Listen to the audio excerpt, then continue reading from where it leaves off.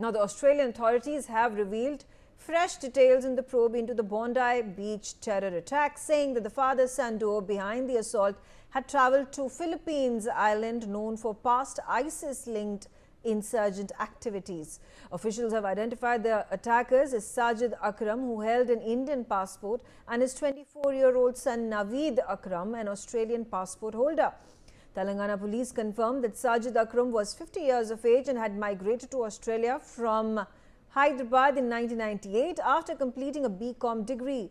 Investigators say that he retained his Indian passport and made multiple trips to India over the years, including in 2022, while his immediate family continues to live in Hyderabad. Meanwhile, Naveed Akram, an Australian-born citizen, remains in critical condition after sustaining serious injuries. He worked as a bricklayer and he had studied at institutions in New South Wales, Sydney and Islamabad as well. The family of Sajid Akram has said that they were shocked by the incident, claimed that they were not in touch with him for many years now. While ISIS flags and IED were found in Sajid's car, the probe is still underway. As the investigation widens, authorities across Australia are working to piece together the radicalisation trail, overseas movements and possible terror links of the accused. Officials say that the findings so far point to a carefully planned attack with international dimensions. The probe now focuses on uncovering wider networks, while security agencies remain on high alert amidst concerns over lone wolf radicalisation and cross-border extremist influence. Let's open up this discussion. Professor Nalapat is on the telecast with me.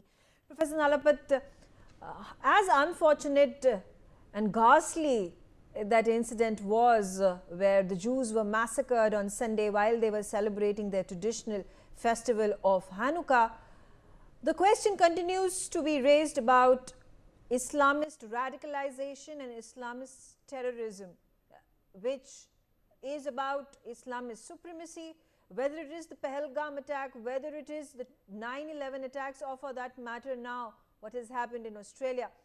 The question is, however, that when India calls out the Islamist radicalisation, there are these apologists and sympathisers that speak in favour of Islamists. But when a tragic incident such as this happens against the Jews, how is the world going to justify it? Look, in my personal view, it cannot be justified for a simple reason that unfortunately the attacker was part of an extreme wing of the Islamic State, which itself is part of so extreme, a very extreme version of Islam, so extreme that in my view it had nothing to do with genuine Islam. And this attacker was of the extreme of the extreme fringe. So you can imagine how radicalized he has been. Now, if you look at the modus operandi of the Islamic State, and they call themselves the Islamic State to get more adherents, you will find that there is a systematic way of gaining trust and support and gaining followers who will blindly support them even at the cost of their own lives. And that is that they get radicalized.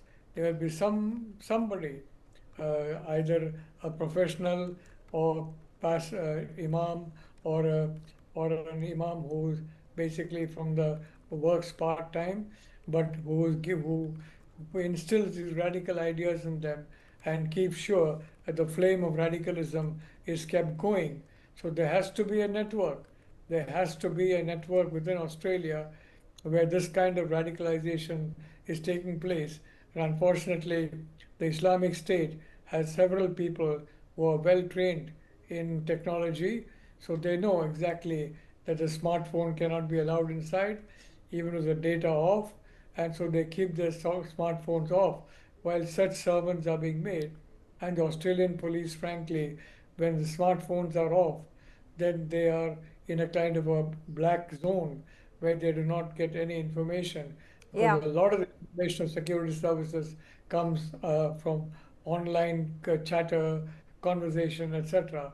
So there is obviously a very clear group of individuals who are the extreme fringe of the extreme fringe, who are radicalizing people in Australia. And regrettably, I mean, these two people fell victim to that radicalization. Victim means then they emerged as perpetrators of this terrible attack. I want to say one thing, Megha. It is, the Holocaust was done by Hitler to exterminate the Jews. These people are targeting the Jewish people. Why? Because they want the Holocaust to be true in the case of every Jewish individual in the world.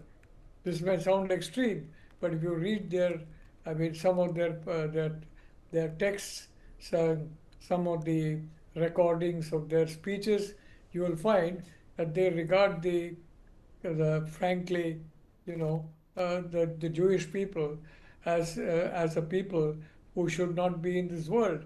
And if I Right. may say, from our point of view, the Jewish people among the most gifted in the world, and it's a blessing to all of us to have the Jewish people in Okay. our midst. Okay. Thank you. Okay. All right. I'm going to get in Sumit Peer also into the conversation. And Sumit, the question that I asked, particularly about Islamist radicalization and terrorism, where are instances galore.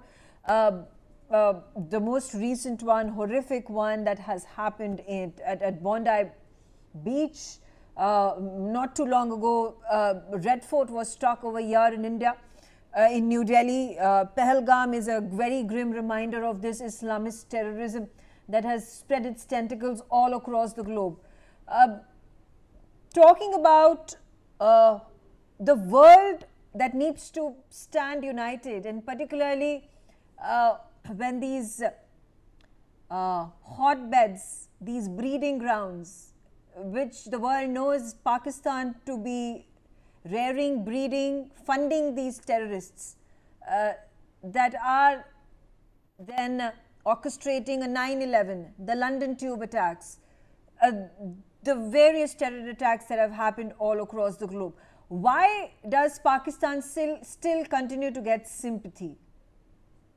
I think, Meghaji, thank you for having me on your show. If you look at the concept of Pakistan, it was made as the eastern flank of Medina. It had nothing to do with any physics, chemistry, biology, or atomic, or anything to great do with humanity. Basically, to Islamize this part of the world and to do Ghazwa Hind in India. That was the central idea of having Pakistan. Where the army says, Iman taqwa, jihad fi zibillah. I mean, we believe in Allah, we'll do not name jihad in the name of Allah. Where there are jihadis which are everywhere, where, everything is literally controlled by jihadis, wherein a physics book will have a disclaimer. This is not as per Quran. These are just observations of some people. So at the end of the day, this is how the society is made. The problem here is that when it comes to Islamic terror or Islamic terror, we in the world try to be politically correct. We still are not calling it Islamic terror. We still want to align it to some organization and all. Look, for example, these jihadis went down to Philippines to get trained. I mean, imagine going down to Philippines from Australia to get a training and come back and hit some and kill Jews in Australia. The problem remains that, this political correctness. Look, Bandhama massacre. Look, Red Fort. Look what happened in Pahalgam and what happened exactly in Bondi Beach. Exactly, there's the same pattern. And yet people will say terrorists have no religion. People will say, oh, there's no religion to terrorism. There is. You can't run away from it. But the problem is because of the economical considerations, because of the geopolitical considerations, people tend to keep out. You say, look, I am not hit, let me keep out for the moment. For example, why are countries like Qatar so much geopolitically important? Because you can talk to Hamas, Hezbollah, Islamic Jihad, name any terrorist organization in the world, go to Qatar, you can talk to them. That's what's make them important. Isn't Qatar financing terror? We all know they are financing terror. So where does Pakistan get money from? It comes mostly from Middle East. Where is the headquarters of Muslim Brotherhood? The headquarters of Muslim Brotherhood is in London. So what has Keir Starmer done for them? Nothing. So when these elements come up, they get funding. We tend to look the other way. West tries to ignore them. Even Donald Trump has not said it's Islamic terror. What more do you need to call it Islamic terror? What more do you need to quantify it as Islamic terror? It was not a normal terrorist attack. You targeted Jews. You identified a day. You identified a time. You killed them. In Pahalgam, naam pooch ke mara. You ask the name, then kill the person. So the problem here is that this is a phenomena which has gone global because there's a global concept of ittifada. Ittifada is a concept wherein we are not doing anything wrong. We are just offering as a resistance. We as Muslims have been petrified or terrified. Now we are fighting it back. So in the name of ittifada, killing a 84-year-old man, killing a 9-year-old girl is perfectly fine. Getting a military training in the Philippines where there's Abu Sayyaf, because they went to the area where Abu Sayyaf is Yeah. still active. They still have some residual power there. And Abu Sayyaf had ISIS linkage. And this boy, Naved, he is born and brought up in Australia. He वहीं पैदा हुआ है. He has got all the good things of the Australian society. But look at him, because his name is Naved, because he got radicalized, because he went to a madrasa somewhere in Melbourne where he got some kind of a certificate in Quranic studies or whatever, then he decides to kill Jews. How many Indian Hindus are there in Australia? How many Hindus have picked up a gun? No. How many Jews are there? How many Parsis, Buddhists, all kinds of people are there? How many of them have picked up guns? How many of them have tried to, kill other community just for nothing because they believe in a different religion and a faith? I need to kill them like ducks. Okay. You could see how he was killing people. He didn't care कि बंदूक के सामने कौन आता है. Okay, all right.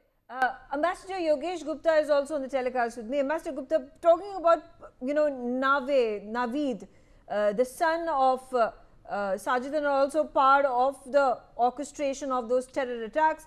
In 2019, intelligence agencies in Australia had scrutinized him for the possible ISIS links to an ISIS operator in Australia, although he was let go of, talking about of not being a serious threat.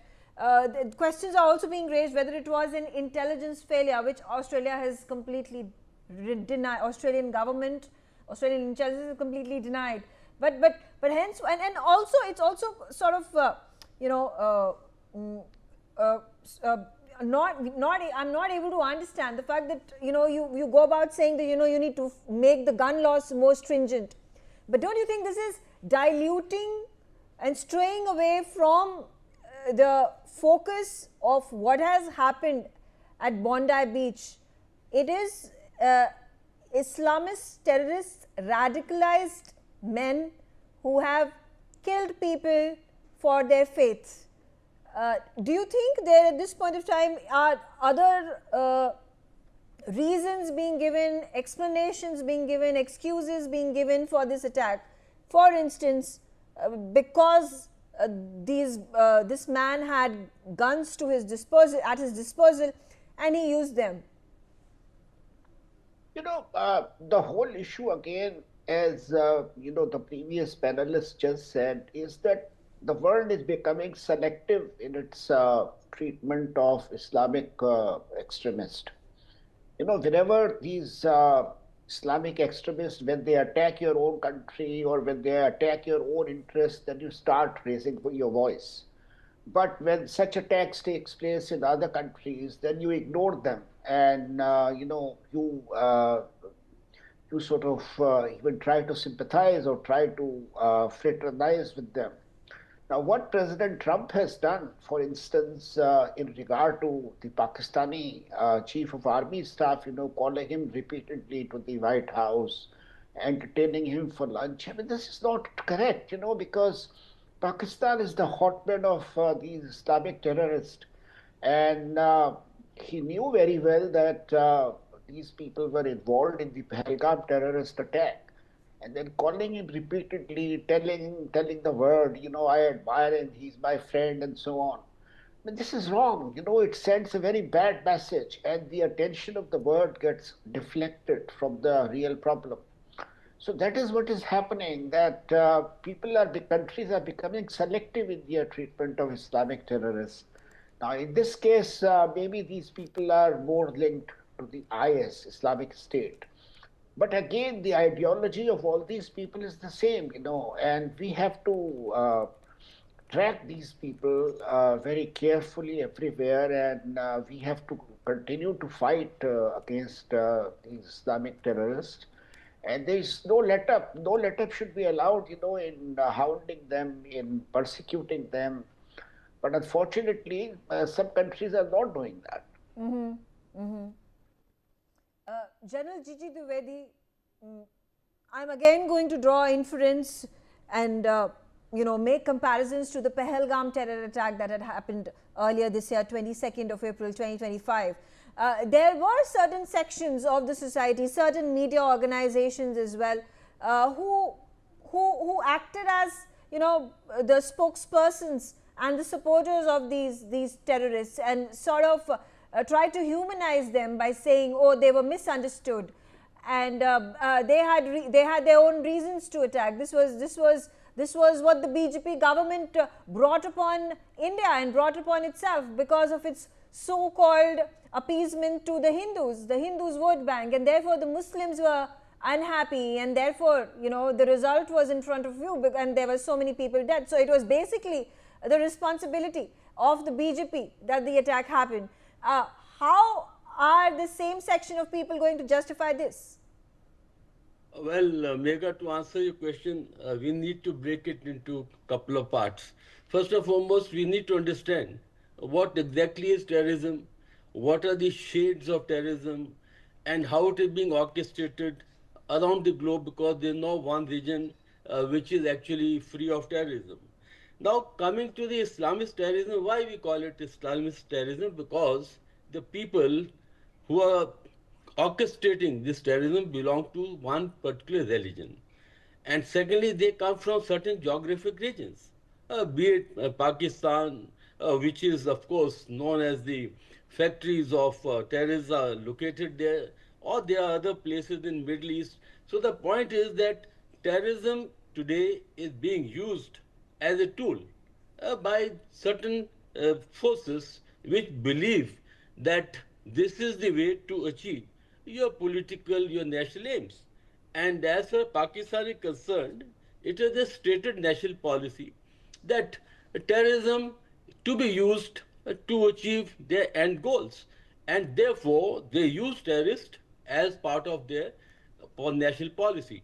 Second point is how the powers like America, how they come into play, why they distinguish the terrorism from one to the other, because terrorists have been used to achieve the national aims of America. Yeah. You take Afghanistan, after all, the Russians were thrown out primarily with the help of the terrorists. So therefore, these very forces which claim that they are fighting global terrorism actually also are the ones who breed the terrorist nurseries. So therefore, there comes the political angle, because these terrorists are used extensively by the nation, by certain set of nations, to achieve their political aims. Yeah. Now, third point you made it to how you compare one with the other. The point is whether you take Op Sindoor or you take Bombay bombing, what is all it? It is a proxy war against India. And that proxy war is orchestrated by various elements, whether Jaish-e-Mohammed, Lashkar-e-Taiba, or Hizbul Mujahideen. All these people are part of this, they are the frontline soldiers, as Musharraf called them, that they are the heroes, but unfortunately they have turned the guns against their own perpetrators. And my last point is, see, globe is not on the same page as far as the terrorism is concerned. There are terrorists who serve their means, they are known as good terrorists. There are terrorists who don't serve their interest, they are known as the bad terrorists. The globe is not on the same page, and India has been trying to make it a global call that terrorists must be treated as terrorists, whichever geographic region or what are the brand they should be actually treated through one lens. And the last point I want to make is, look, whenever the terrorist interests take place, the globe awakens to it. Otherwise, they shut their eyes and take it as a phenomena which is fait accompli. Now, that is not the way the terrorist has to be handled. It has to be handled as a evil, which is 24/7, 365. That means three agencies have to be very active in it. First and foremost, you have to have a very collective and a homogenized intelligence. That means the globe has to come together to pinpoint these people. Secondly, you have to have laws, legal laws, so that the terrorists, after committing the acts, they don't get into the marathon, legal, and they get away with it. That is the second point. And thirdly, we should not politicize terrorism. It has to be treated as an evil. It has to be fought as a global war. And therefore, I think it's high time the globe comes together to fight it out, because today it is in Australia, tomorrow it is in India, then day after in America, sometime in Europe. But until we take as a holistic look, take it through one lens, this evil will continue. We'll continue to lose innocent people, and this is not going to come to an end. It has to be treated like COVID-19 as a virus. Okay. This virus has to be taken out. Okay. All right. On that note, I'm out of time. I thank all of you for joining me. and sharing your perspective. Stay tuned on Newsx for more news and updates. Thanks for watching.